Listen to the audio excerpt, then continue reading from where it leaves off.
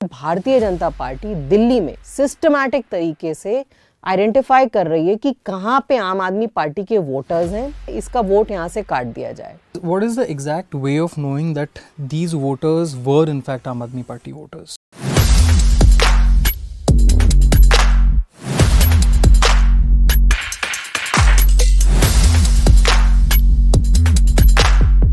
सिर्फ शहादरा में 11,018 लोगों के नाम दिए गए हैं। लगभग 75% लोग वहीं के वहीं हैं, ना तो वो भगवान को प्यारे हुए, ना वो वहां से शिफ्ट हुए हैं। The chief minister has been to prison, the deputy chief minister has been to prison, Mr. Kailash Gehlot exited, Ram Nivas Goyal stepped away from active politics. Is the Aam Aadmi Party in crisis? हमारा कोई candidate था, उसने up to the mark perform नहीं किया। Party वहाँ candidates बदल रही है। पार्टी और अरविंद केजरीवाल के लिए लोगों के मन में कितना प्यार है। पर फिर लोकसभा में क्यों नहीं दिखा उसका असर?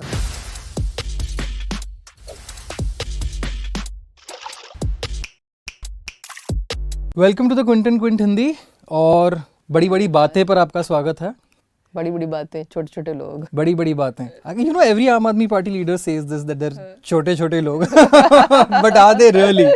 So elections are coming, and it's been almost a decade, over a decade of the Aam Aadmi Party in power in Delhi now. Yes. क्या है आपके हिसाब से सबसे बड़ा challenge for the party this time?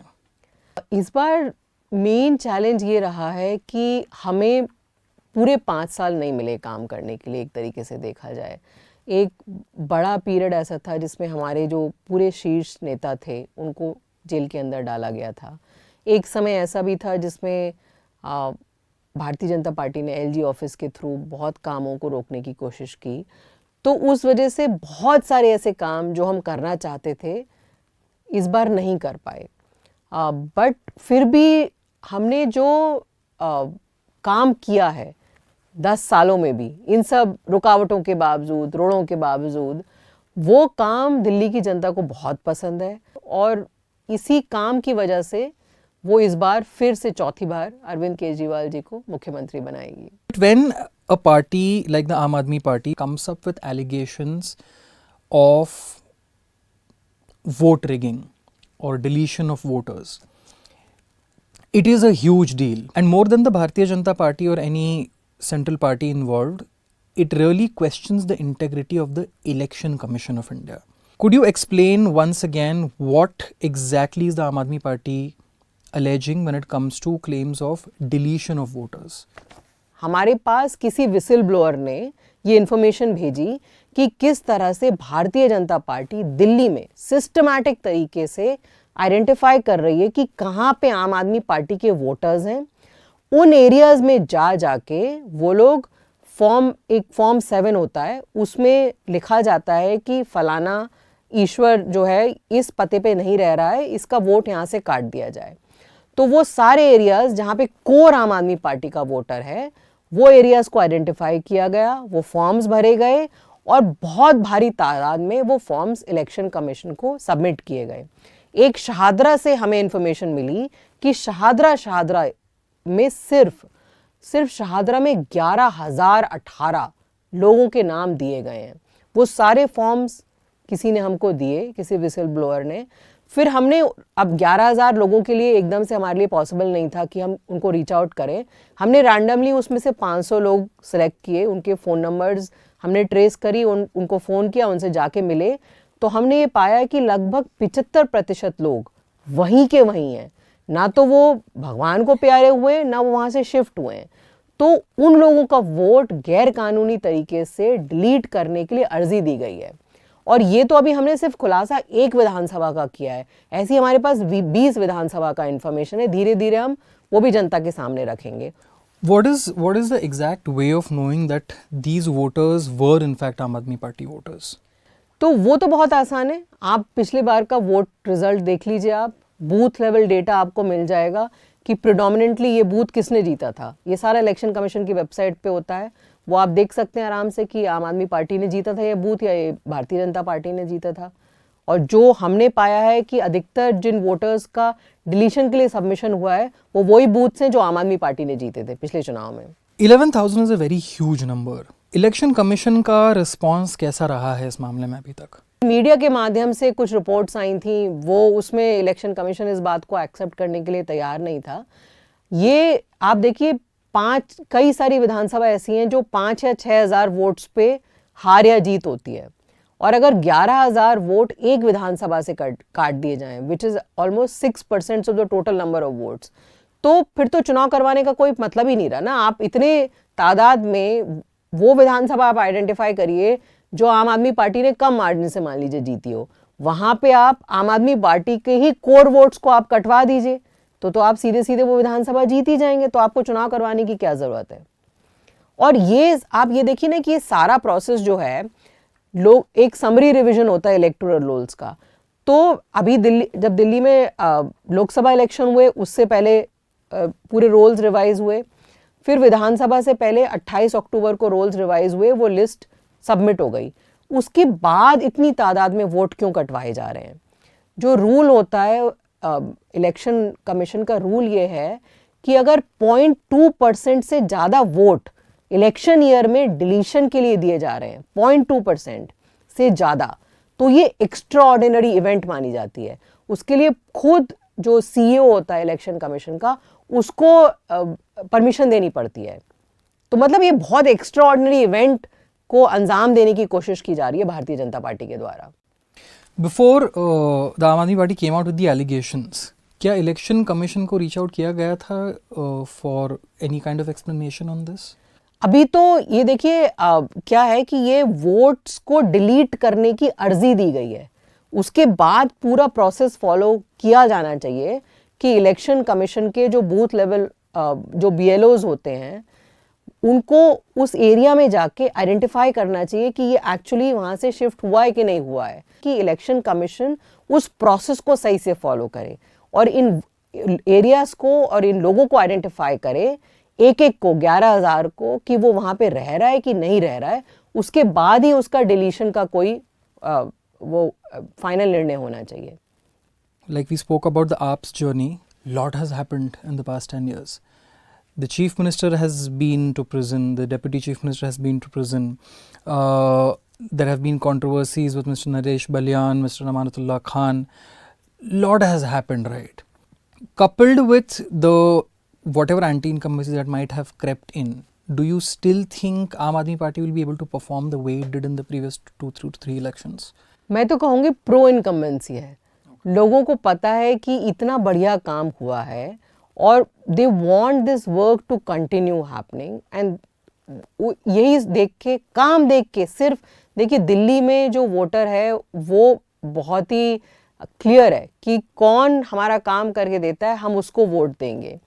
और जहाँ तक एंटी इनकम्बेंसी की बात है, पार्टी बिल्कुल सीट बाय सीट एनालिसिस कर रही है. कहीं भी अगर पार्टी को ऐसा लग रहा है कि हमारा कोई कैंडिडेट था, उसने up to the mark perform नहीं किया, पार्टी वहाँ कैंडिडेट्स बदल रही है. सीट बाय सीट एनालिसिस हो रहा है और उस हिसाब से कैंडिडेट्स डिसाइड किए जा रहे हैं. क्या इसी एनालिसिस की बदौलत candidates are turncoats from other parties that have been declared so far? तो ईश्वर, हर पार्टी में अच्छे लोग होते हैं, और ये जो 6 कैंडिडेट्स की जिनकी आप बात कर रहे हैं, ये अपने एरिया में स्ट्रॉन्ग कैंडिडेट्स थे. They were all impressed with the policies and the work of Arvind Kejriwal and Aam Aadmi Party. They had been wanting to join the party for a long time, and when we did a survey and we found that our own candidates were not up to the mark and they were good candidates from other parties who were also interested in joining the party, that's how they were nominated from those places. So it was a combination of both. It was a combination of finding good people and also a combination of the feedback of our own people being not so good. Mr. Kailash Gehlot exited. Mr. Ram Nivas Goyal stepped away from active politics. Earlier last week, Mr. Dilip Pandey said that he will not be contesting from his seat. Is the Aam Aadmi Party in crisis right now? Aam Aadmi Party is not in crisis at all. मतलब आप ये देखिए कि राम निवास जी जो हैं, he is 75 plus I think. तो वो अब रिटायर होके he wanted to continue to serve the party, but he didn't want to be in active politics. That's the reason he stepped away. Kailash ji के ऊपर बहुत प्रेशर था। पिछले 7-8 महीने से ईडी, सीबीआई बहुत ज़्यादा उनके ऊपर प्रेशर था। अब हर कोई तो अरविंद केजरीवाल, मनीष सिसोदिया, संजय सिंह की तरह नहीं हो सकता कि कितना भी प्रेशर हो आप मुझे जेल में डालो, प्रताड़ित करो, इंसुलिन मत दो, but we will not leave. Some people succumb to the pressure, and I think somewhere Kailash Galoti succumbed to that pressure and he left and joined Bharatiya Janata Party. Our best wishes are with them. Was the party expecting his exit? Party was aware that he's under a lot of pressure from the investigative agencies. That is purely the reason. That is purely the reason. But in his, in his resignation letter, he cited a lot of, reasons. Also mentioned the term Sheesh Mahal being popularly used by the BJP. But despite all of that, you are confident that the party is not undergoing any crisis right now. Party, आप देखिए party की strength कहाँ से आती है? Party की strength आती है हमारे जो वोटर्स हैं उनसे। और मीडिया में कुछ भी नैरेटिव आप बनाते रहिए कि पार्टी क्राइसिस में है, शीश महल, जो आप चाहें वो आप मीडिया में नैरेटिव बनाते रहिए, क्योंकि आपको पता है कि किस तरह से मीडिया सिर्फ एक ही नैरेटिव को सेल करने की कोशिश करता है। लेकिन आप ग्राउंड पे जाके लोगों से बात करिए जब, तो आपको बिल्कुल क्लैरिटी आ जाएगी कि पार्टी और अरविंद केजरीवाल के लिए लोगों के मन में कितना प्यार है। पर फिर लोकसभा में क्यों नहीं देखा उसका असर? Like, I have to ask this because everybody had expected that the chief minister of the national capital was imprisoned months before the Lok Sabha elections. Even during the Lok Sabha elections, he was out on bail. He was allowed to campaign by the court. What is the Aam Aadmi Party's assessment of why that sentiment for Mr. Kejriwal, coupled with all the work that you are saying, did not translate to votes in the Lok Sabha? तो ईश्वर, उसका एक ही जवाब है कि कहीं ना कहीं एक तो जो वोटर्स हैं उनको ये लगा कि आम आदमी पार्टी अभी एक नेशनल लेवल पे आम आदमी पार्टी का फुटप्रिंट इतना बड़ा नहीं है, और उनको लगा कि नेशनल पॉलिटिक्स के लिए अभी भी उनको दूसरी पार्टी में ज़्यादा विश्वास था। लेकिन दिल्ली की पॉलिटिक्स में उनको पता है कि आम आदमी पार्टी का कोई मुकाबला नहीं है। वो इस वजह से क्योंकि उन्होंने देखा है कि दिल्ली में जो काम हुए हैं, पंजाब में जो अब काम हो रहे हैं। Several popular schemes of the respective state governments that played a major role. For example, in Maharashtra, schemes like free bus rides for women, the Ladki Bahin Yojana. In Madhya Pradesh also, the Ladli Behna Yojana. With direct cash transfer schemes, we have seen a trend, state after state, be it Jharkhand, West Bengal. In Delhi also, there was a direct cash transfer scheme pitched for women. Mahila Samman Yojana by Atishi ji, who's now the chief minister. When she was the finance minister, she had presented it. Where is this scheme stuck right now? तो ये जो scheme है, we formulated all the documents. The finance department is looking at where the finances will come from, and as soon as that file is cleared, it goes to the LG office, and then the scheme will be in place. But as a woman, do you think these schemes really boost electorally the party? तो जो दिल्ली में हमारी सबसे popular programme है, that is the free bus ride for women, and we recently completed 5 years of the pink ticket. अधिकतर लोगों को समझ में नहीं आएगा कि वो पिंक टिकट कितना महत्वपूर्ण होता है, लेकिन अगर आप किसी गरीब तबके की महिलाओं से बात करेंगी या यंग गर्ल से आप बात करेंगे, वो आपको बताएंगे कि एक तो उनकी एम्प्लॉयमेंट अपॉर्चुनिटीज़ कई गुना बढ़ जाती हैं। दूसरा, एक जो एस्पेक्ट हम लोग मिस कर जाते हैं, वो महिलाओं का रिक्रिएशन का एस्पेक्ट होता है। To my mind, this pink ticket scheme of Aam Aadmi Party has been one of the most pioneering schemes. इससे ना सिर्फ महिलाओं का लेबर फोर्स पार्टिसिपेशन बढ़ा है, महिलाएं जो हैं कॉलेज जब अटेंड करती हैं, जो हमारी यंग स्टूडेंट्स हैं, उन्होंने बोला है कि अब हम कॉलेज अटेंड करने में हमें आसानी होती है। तीसरा, number of women in public spaces has increased, which in turn leads to more women's safety and security. तो ये एक बहुत ही वेल राउंडेड स्कीम है। जो महिलाओं को डायरेक्ट कैश ट्रांसफ़र वाली स्कीम है, इस पे आपको 1000 इंटरनेशनल पॉलिसी डॉक्यूमेंट्स मिल जाएंगे। कई देशों में ये पहले ट्राई करा जा चुका है कि अगर आप महिलाओं के हाथ में सीधे सीधे पैसा देते हैं, वो हमेशा एक प्रोडक्टिव यूज़ की तरफ जाता है, वो फैमिली की हाउस होल्ड इनकम को बूस्ट करता है.